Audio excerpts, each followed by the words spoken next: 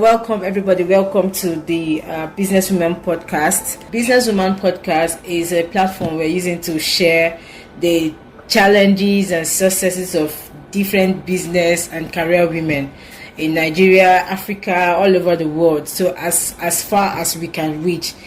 My name is Adora.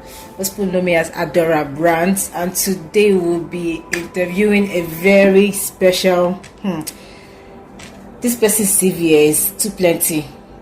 I don't even know. Your CV is plenty.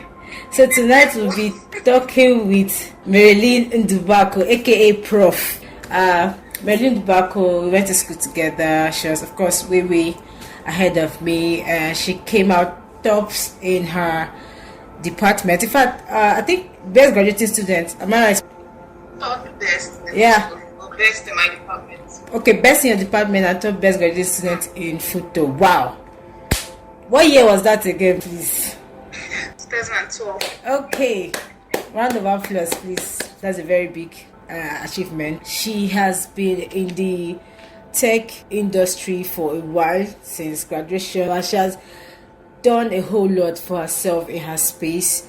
I'll just let Maryleen Ndubuaku tell us who she is, what she's done for the period she's been in the tech industry, and then we get off with our questions. So, Miss Maryleen, please introduce yourself, tell us what your work looks like in the tech space, and then we kick off with the questions. Hey, hi Adora. Thank you so much for having me. Yeah. Really glad to. We are very glad to have you. Okay. So she's already said my name, Maryleen. My journey actually in tech, well, it started from, I really wanted to do something tech and engineering. So tech now, we're just looking at the whole technology and engineering space. From secondary school, I knew I wanted to do an engineering course or go for an engineering career. And I studied electrical and electronics engineering. And obviously, by the time I graduated, before graduation, actually, I did my internship with J, so I had some experience as well, because they use a lot of technology. Wow. And I finished, I was at that point where I was asking what next from here. And luckily, I got recruited, fresh from school by this oil servicing company, OSF. But then I really wanted to, because the focus was more on all this like mechanical engineering, civil engineering. I really wanted to do IT, and I was longing to start following that career path. So it wasn't until I attended a conference, actually presented at that conference, cyberspace conference in Abuja. Then I presented on the state of Internet of Things in Africa. Wow. Okay. So of course it got me. That was actually my very first paper. Wow. So it got me really reading a lot about IoT, Internet of Things. If I say IoT, it means Internet of Things. I didn't even really understand the vastness of that field. I started reading about it, and of course, when I attended the conference as well, I learned a whole lot. So for me, my career journey really started from then. I went on to do, a data science associate or data associate certification. Really, that was when data science wasn't really a thing at that point. That was 2015. Yeah, so there weren't many people actually talking about this data science. And of course, yeah, that's true. Yeah. At that time, there weren't so much in that field. Yeah. So at my master's, I did it in embedded systems. So the whole IoT space, you have so many different arms. There is embedded systems, there is big data analytics, and sensors and all of that. But for me, the overall question I was interested in is all these IoT devices that are generating a lot of data. How can we extract insights from that big data. So that was like the overarching question that really guided my career. So everything I was doing, I was thinking of eventually getting into that point where I can really build algorithms, design algorithms that will help to answer that question. Yes, so that's been my journey. And Wow. I don't want to. Wow. Okay. I'm very sure those are your space will be like they'll be very. I'm not done. Okay. I stopped somewhere. So I did my master's and then I am currently doing my PhD. Whoa! Please, a round of applause. Please. I'm doing my PhD at the intersection of AI and IoT.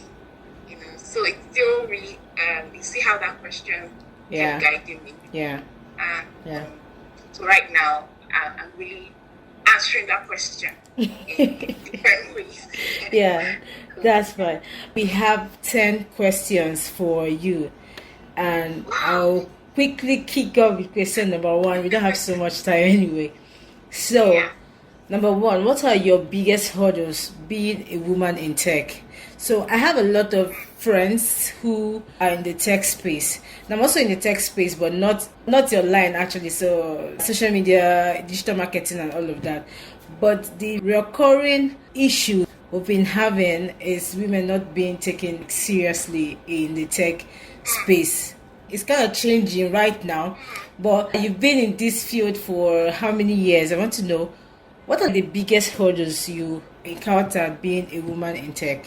Okay, so I'm glad the focus is on being a woman in tech, not just the biggest hurdles in tech as a whole, because that would be a different set of answers. Yeah. So let's focus on being a woman in tech. Like I said earlier, that my decision really to go into this engineering and tech part actually started from secondary school. I attended this career fair where they brought different professions to talk to us. I can just remember the details faintly now, but there was this woman from the engineering field that spoke to us, and I was really drawn to everything she was saying and that career path. And I'm someone as well that I like taking the road less traveled, sort of. So when every other person, so like people who don't do the regular things. Exactly, yeah. When everyone was like law and medicine, like okay, I want to do this engineering. So it was cool. I told my mom, I remember when I was looking for admission, the only thing my mom objected to was me going to, because there was Footmina. They were offering, I wanted computer engineering actually. Okay. And I think that was the only university I saw. So the only thing my mom objected to was going that far from Imo to Mina. But there was no objection regarding my career. So my family, nobody even objected to or say, oh, you're a woman, why should you be thinking of engineering? No. Especially my mom, when she's on that medical path, right? So there was no objection from her or from any person in my family, but it was actually from people that, let's say, friends. Yeah. People come to me, oh, why are you choosing engineering? Why not nursing? Why not? They kind of see women as you have like that caring and nurturing. So you have to do professions that are in that line. Engineering, there's nothing nurturing in engineering. When you say nursing, you're taking care of people, those sort of roles. So, and I was shocked, like that someone would even say stuff like that. So that's actually one of the biggest hurdles, like having, when you are in a society where there are already stereotypes as to what career should fit you, right? But in university, it was just a thing that, oh, there's a lady that is coming tops, that is making a 5 points. It was a thing, like all eyes were on you. All eyes were not on the guys as much.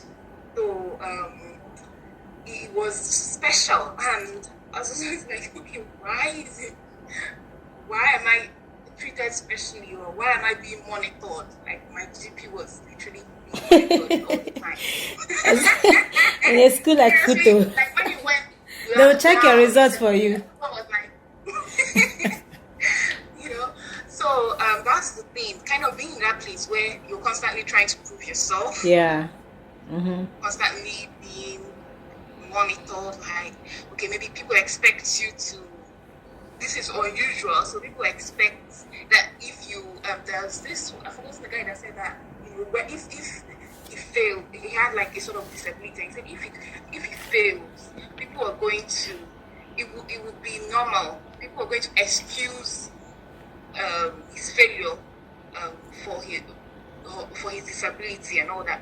But that's the more reason why he should even succeed. Yeah. So that's and that kind of pressure you face, that you know, if it's sort of expected that maybe someone of your gender wouldn't do as well. So even if you don't succeed, well, it can be explained. It can be explained away. So for me, that's one hurdle that I faced. I remember there, I think we were like 12 ladies out of 150 in my class, my engineering class. You know, so yeah, it was really so much attention. Okay. And so another hurdle as well would be with that constant, people call it imposter syndrome, that comes, you know, fear of the unknown. How do I fit into this profession? And that looks like our question number 2. So, oh, really? yeah, so maybe I should just bring that up. Okay, question number 2 says, do you ever struggle with confidence? If yes, how did you overcome it?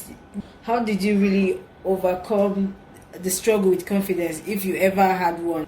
Oh, sure. And the thing is, if it was in tech, because tech is so fast-paced. So each time you're always playing catch-up. You know, you're learning Python, and tomorrow they say there is anaconda.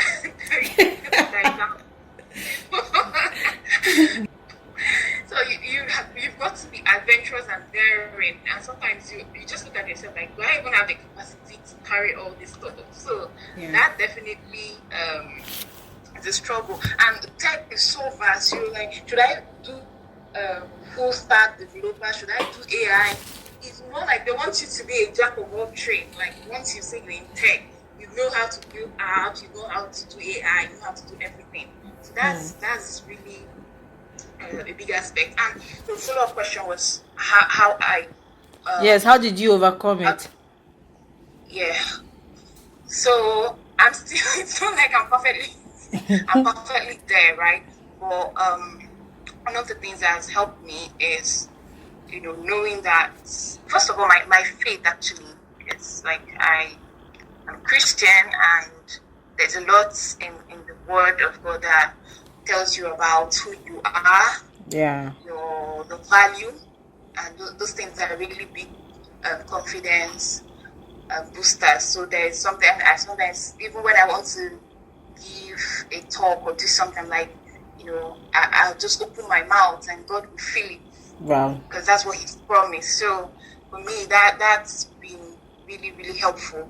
Another thing is having support systems around me as well. You know, I did the 3-minute thesis competition in 2019, and I won both the university and the overall winner and people's choice. And one of the things that helped me was having that support system. Initially, I thought I couldn't do it, right? But I had people around me that encouraged me. So that's really important. That's why women should always try to find, you know, role models, people that they could look up and say, this person has done it. Or Mobola just saying she's done it and I can do it. Wow. Yeah. So there's a place of role model, very important. Question number 3: how do you combat bias in the tech industry? So do you mean like gender bias? Yeah, gender bias.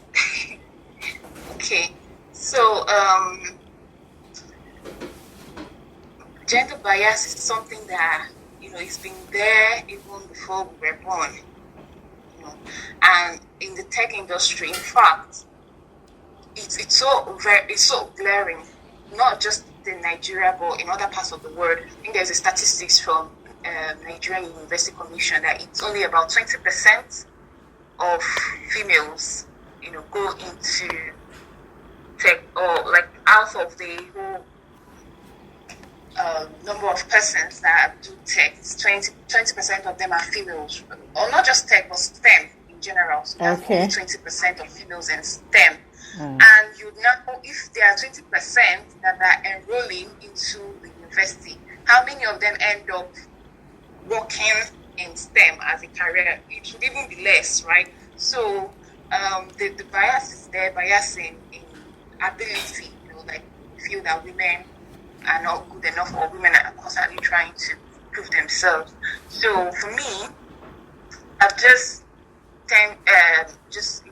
focused my attention more on just doing what I'm really good at, doing a damn good job that you can't, even if you want to criticize it or anything, just know that this is good. And excellence is something that it's not just for women, it's for everyone. Just do a very good work, and nobody can deny it. Nobody can tag any gender to it. Yeah. Another thing that's helped me is helping others to grow and develop as well. I mentioned having role models. So for me, there are people I'm looking up to definitely at this stage. So I wish that there were more role models. I wish everywhere around me I had women that were constantly, encouraging me and doing this tech thing. So, but for me, by the grace of God, where God has placed me, I can help others as well to grow. So women can begin to see me as a role model too. And not just women, but I can also mentor both men and women. Well, yeah. Because when you mentor a man, they would understand that they are no better than women in that space. So it would also influence how they think about women in that profession. So it's all about starting from the grassroots, not just talking about it and tweeting about it. Yeah. Doing nothing. Yeah. So that's okay. That's something yeah. So number 4, now this has to deal with life as a woman.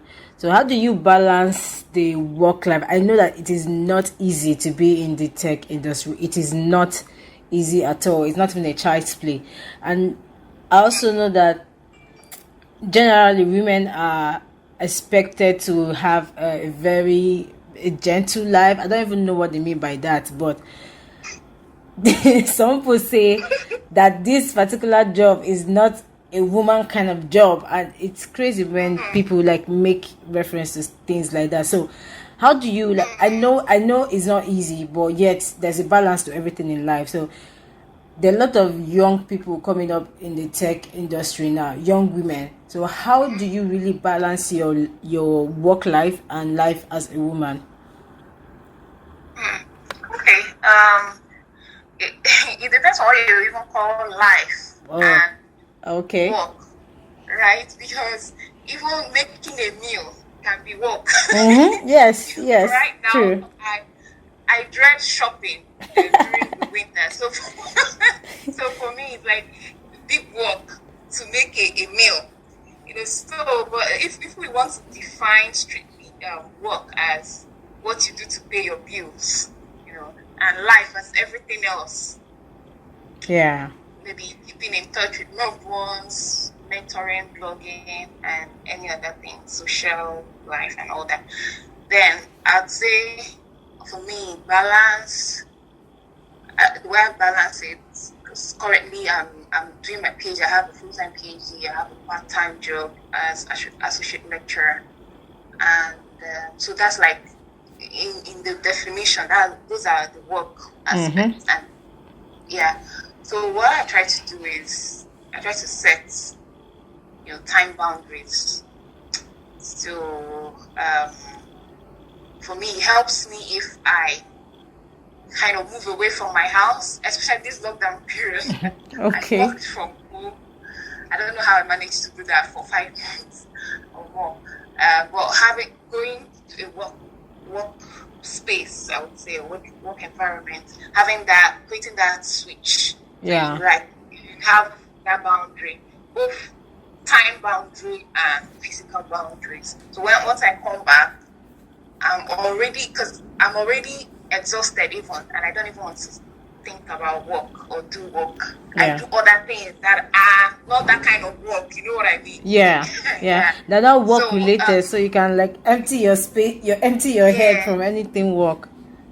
Yeah, and another thing is trying to, because sometimes I realize there's I've forgotten this guy's name that wrote Deep Work, that when you said something about multitasking, I know we women, we think we can multitask, but the truth is multitasking takes you more time, because you have to switch from A to B, and there is a time of flow, and that time of flow can take you about 20 minutes. So I don't know whether you've tried switching from project A to project B. Yeah. If you had like a seamless, you usually have that time where you're trying to unwind, then get into the next one. Yeah.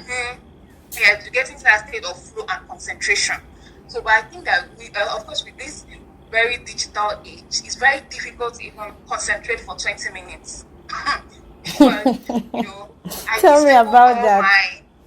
I disabled all my alarms, those things that notifications I disabled, because these things just make me lose control. I want to be in control of my life. Not okay, I'm trying to do something and then then my phone is flashing lights and I have to check, because knowing or not, you trying to resist is already you're having to force yourself to resist not checking your phone. So why don't you just keep away from anything that will distract you? So coming to balance, I think that knowing that your time is of essence. So if you're working, put everything into that work, knowing that once you leave that work for the day, you're not coming back to it. Yeah. So give it your all. For me, I set those boundaries, and once I'm done, I'm like, okay, it's time to go home, and I go and face other stuff. Yeah. Okay. Yeah. So question number 5: what is the future for women in tech? In your own opinion, of course, what do you think is the future? And I say the future is bright. Of course, yeah. The future is bright for women, of course. Yeah, but actually the future is bright because this whole conversation about gender inequality is something, even with technology now and social media, it's a conversation that's become more and more prominent, right? And that means that not just the conversation, but the things that are being done. So you have companies that are now implementing this diversity policies. Yeah. To make sure that gap isn't there. I mean, it's not the thing. People have to realize is you're not putting these things in place just to tick the box, but truly, even from research, when you have that diversity, and having women, having other race, just diversity as a whole in a team, it boosts creativity.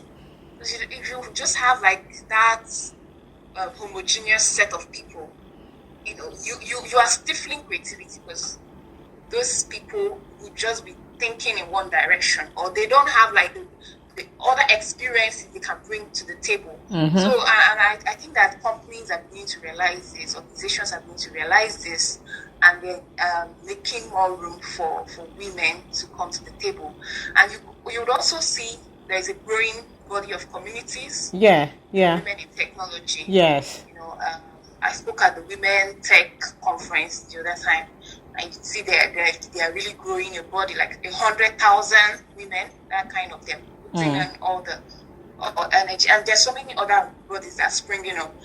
So having that kind of community, it gives women that place, that sense of belongingness, that there are other people like me that are doing this, and they can see role models. They can have that network to latch onto. So for me, if we continue in that direction, like having those strong communities and having those policies in place, because this is going to be a paradigm shift. Exactly. Something that's been engraved over the years. Some people were born thinking this way, so you can't blame them. Actually, it's only a matter of gradually, as we're having that conversation, people start to adjust their mindsets and start to accept that it's really normal for women to feel normal in the environment. And companies like even Google, they've launched diversity campaigns in recent times, and other initiatives as well. So you see that those campaigns, there's the back, what was it called? Women, I did some kind of project that more like women returnship, because that's another issue. So maybe women have taken a break for care reasons, with their children or taking care of their family member, and when they come back, they're feeling out of place. So, but there are no programs in place to support them. So you see that they just get disconnected in their career, or they now reached a glass ceiling because they needed flexible work. They are not able to grow like their male counterparts. So these things are happening. But good things. Although, the tragic part, but overall, we can say the good side as well to everything that's happening in this season is that the acceptance of flexible working, which could also favor women, because it would no longer be a binary 1 or 0. It's either you're working full time and you're in the office or not. You can have that negotiation. Yeah. But now, no company will deny that it's not possible. No company will say it's not possible to work from home. Because now we're working from home. So people have COVID-19 has taught us how possible it is. Yes. Everybody knows it's possible now. That's one aspect of future. Yeah. That's one aspect of future. That the future is that women are going to now enjoy more flexibility, because women have really, for a long time, had to make that sacrifice. Because of the tech and engineering can be challenging, so they've just had to sacrifice. Okay, it's like a binary option. Yeah. My family or my career. My job. Yeah. Yeah, nothing in between. But now the future is with the digital technologies, with remote working becoming normal. Exactly. So I think that it would give more women room to see that, okay, there's some kind of flexibility that I can put in place, because I'm going to go through different phases of my career, and I wouldn't need to have that fear or make that choice of my career or my family. Yeah. I can fit everything in together. Yeah. So our future is really bright. Yeah. This is absolute good news.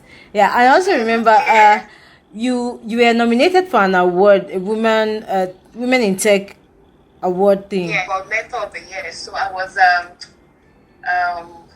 what do they call it? When runner up. Okay, runner up. Yeah, I was runner up. Yeah. Nice. Okay, question number 6, right? No, formally you talked about having the right support. That was what helped you most of the times where that's in years back when you started, you had right support and all that. We have people starting up now, and they'd like to know how to actually get the right support, because your family might be the support that you need, but that's not the right support. So how do we go about getting the right support?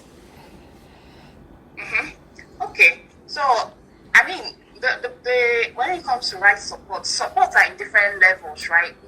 First of all, you start from, say, charity begins at home. You start from the acceptance, having people around you that don't feel it's weird for you to do what you're doing, or don't discourage you. To me, that's a big support. Like that you're in an environment that people are encouraging you.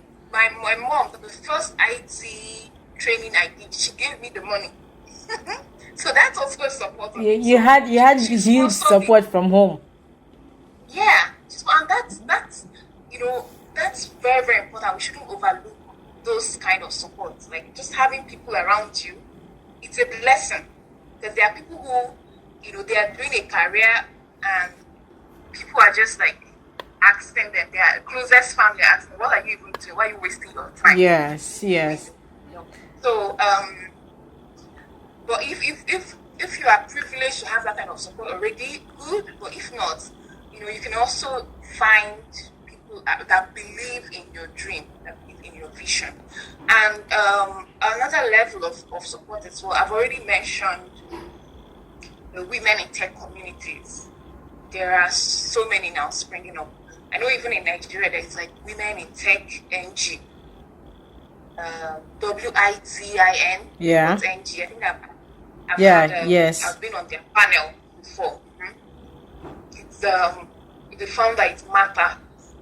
So you have those women in tech communities, and globally it doesn't take so much to join. Really, it could just be subscribing. Like I belong to Women in Data, Women in Analytics, Women in Tech, .net, and those communities. So, and you can also join their groups follow them on Twitter, on LinkedIn to kind of know what they're doing. They usually organize programs like Women in Tech Network. They're going to be having a program in December. So that's by being just be where people like you are, or be where that future you desire. Just start going to places that look like that future. Start meeting people that look like that future, right? And that's the way you would break off from this timidity, low self-esteem, this imposter syndrome, because you're already seeing people that are doing what you desire to do. And you can also get information, because some people may be at the point in their career where they don't even know what to do. Like, they want to do tech, but they don't even know. Tech is so broad. It's broad, yeah. And in being in that kind of environment, you surely find something that resonates with you. You just find a lady that, she's been doing something in the AI space, and you just love it. It just clicks, and for you, that becomes your goal, your path. So that's a big one. Finding those communities and network. Even there are other initiatives like if maybe you're interested in learning how to code, which I believe anyone in tech, regardless of. Oh my God! I don't know. This is for you. I hear you. Puts me under pressure. Yes, I must. So you have code girls, women who code, those kind of initiatives. There's crypto chicks. Okay. A lot of options. A lot of options. So and really specific about women.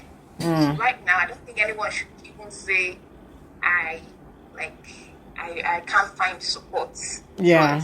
If you seek, you're going to find. And make use of LinkedIn.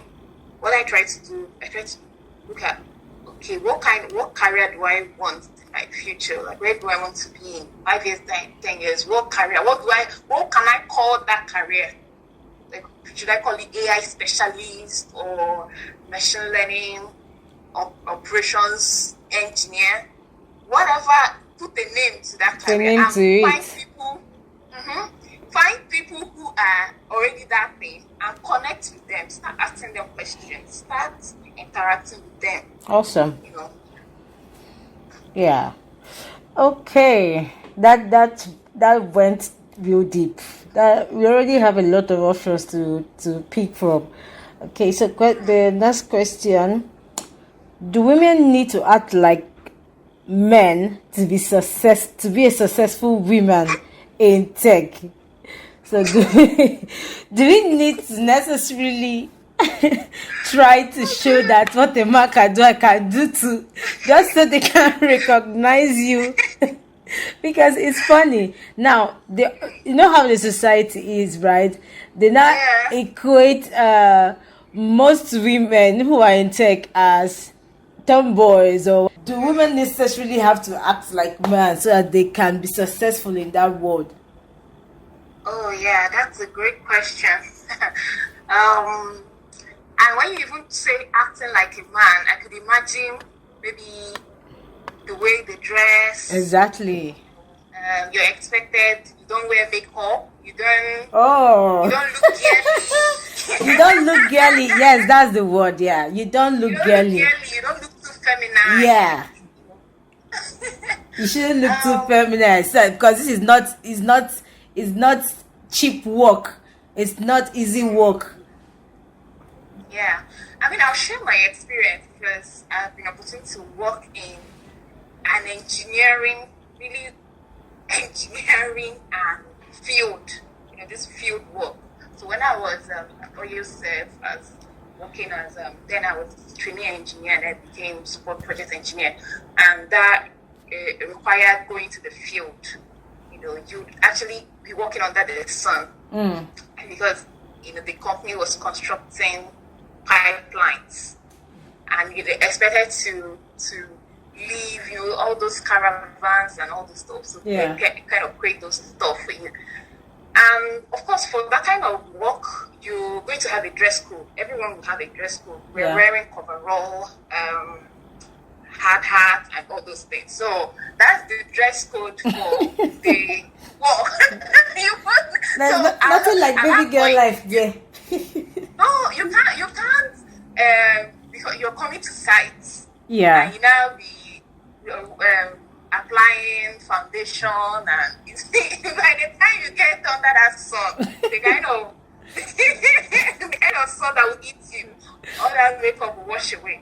So the thing is, in that kind of environment, it's not really about male or female. This is the work uniform, sort of. This is what the work entails. And you do your work. You wear what is needed for that work. You do your work. Yeah. But then, outside that, that pressure, I know that pressure has been there on women. You need to like go the extra mile. Or some women are under that pressure to just act like men, just so they can be accepted. So we can really say, wow, like she's exceptional. She's a great man. She's doing the work right. But we don't have to put ourselves under that kind of pressure. We're already under so much pressure already. Why do you have? Yeah. If you like to make up. If you like to dress really, girly, and however you want, just dress good and look feminine. When it's time to work, wear your coverall. Exactly. Yeah. Shower and be who you are. Right. Be the girl that you are. Exactly. Because it's all about now. It's all about the, your brain power. What you're bringing to the table. The value you're bringing, not your gender. The value is not in the gender. Yeah. The value is in, what you're bringing to the table. So that should be the focus. It shouldn't be the looks. The looks. Yeah. It shouldn't be your marital status, your things like that. Are you Miss or Mrs.? Okay. Let's do the work. Yeah, awesome. Okay. Moving on, what advice would you give to a woman entering the tech field? More like anything you wish you had known beforehand. Like it could be like things you've discovered when you're way into the tech field that you feel like, if I had known this before, this work would have been easier, or something like that. Okay. One thing I would say is, don't stay isolated, because you're not the only one in the world that is feeling what you're feeling. It's by interacting with other women, I understood this imposter syndrome thing is something common. So it's not peculiar to me. Many other people that you're like, wow, she speaks so well. Like, wow. Even leaders, women leaders in their place of work, they still have that feeling. that they don't deserve the table. So your experience is not peculiar. Don't stay isolated. You know, put yourself in that environment where it becomes normal to you that what you're doing. Just remove that level of abnormality and insecurity, and you can only do it by being in those environments. Connect with fellow women and even men. You know, connect to them, because I'm not even saying isolate yourself and just I will only attach to women, because that you're already putting a stereotype that to you there is something missing. Like, why? No, just connect with women and men that can serve as role models to you. Just like really have that open mind, you know. And another thing is, anytime you're feeling like I don't deserve this and all that, just one thing I've tried to do is to build on my past success as well. Build on my past success to reassure myself that yes, I deserve this. Yeah. So, don't try to be humble, like play it down. No, don't. No, I'm not. Because we women, we do it a lot. Just try to be nice and don't blow my trumpet. Someone actually said, you trying to do that and you think you're being humble, you're being proud. Too proud. If you be happy, just only say it, admit it, accept it. You know, it doesn't hurt. And and sometimes we like, I don't want to talk about myself. Sell yourself, because nobody's going to sell sell you for you. Yes, you're the greatest marketer and PR for yourself. Right. You know, and even when you're afraid, there's this phrase: "Do it afraid." Yeah. Just start doing it, and it becomes normal over time. It just feels like you are under a special kind of inspiration, because you already answered our 10th question, right? Oh, really? Which was, what advice do you have for women who are in the field experiencing imposter syndrome? You already pretty much answered it, Yeah, and then what I would also, I think I've really touched on that. Yes, you have. You have. If you're having that imposter syndrome, one, just know that it's not, because sometimes we just have that notion that we are the only ones feeling that and experiencing that. What if you were invited to speak and you realize that every other speaker is having is it wet palms, they call it, like when you are afraid or something. Yeah, wet palms. Every other speaker had to go to the restroom to just catch their blow breath off steam and drink so much water and pee like 20 times before they. So when you realize that it's happening to everybody else, you kind of you sort of relaxed that we'll go through this and succeed. Nothing would happen yet. So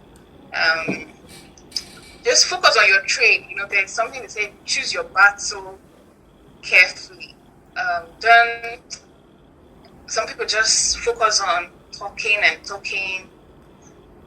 Well, they call it advocacy sometimes, but sometimes there's time for everything. So there's a stage you are in. You need to just sit down and build yourself up. Whatever is missing, whatever is lacking. If you need to take courses, if the issue is communication, build your communication skills and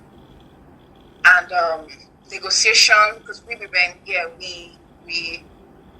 we tend to generally do far less when it comes to negotiation. We're always like the males. They feel even when we know the job more than them, they have more tendency to actually. Sometimes they are bidding for something they would like to have in the future.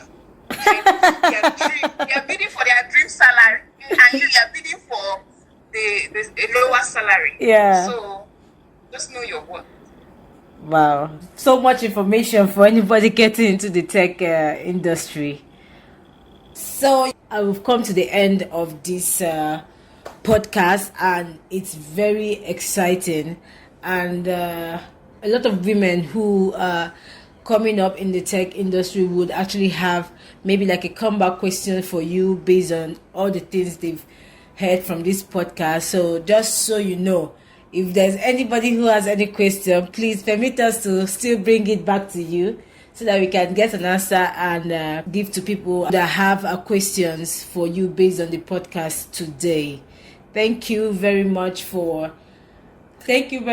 allowing this series to happen, and thank you very much for staying tight for women and for encouraging and supporting women. I follow you on LinkedIn and I see how much encouragement you give to women who are in the space, and I must say it has done a lot more for us. So once again, thank you very much, Miss Maryleen Ndubuaku, very soon to be Prof. I hope that very much.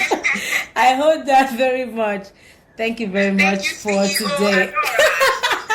So with that, we come to the end of this episode of the Businesswoman Podcast. Thank you very much. If you have any questions, please, you can drop in our comment section, like and share this podcast for people you think would need it.